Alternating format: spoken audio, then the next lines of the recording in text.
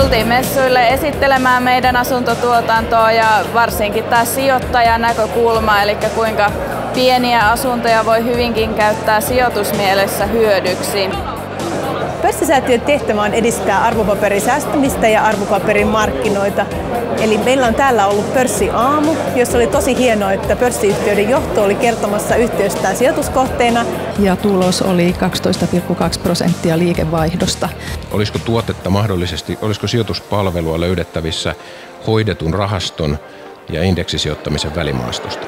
Haluamme kertoa Elisasta sijoituskohteena ja kerromme myöskin tulevaisuuden suunnitelmista ja kuinka edelleen näillä suunnitelmilla varmistamme myöskin hyvät osingot tulevaisuudessa. No, mä tulen nyt katsoa, minkämoista sijoitusmahdollisuuksia tänä vuonna täällä on. Jos löytyisi jotain mielenkiintoista. Täällä on mukava tavata Aspon osakkeenomistajia, kuulla heidän kuulumisiaan ja sitten kertoa myöskin, että kuinka Aspolla menee. Uudinrahastot on norjalainen rahastoyhtiö, joka tarjoaa osakerahastoja. Olen ollut Suomessa jo 25 vuotta aktiivisesti hoidettua rahastoja, osakerahastoja nimenomaan.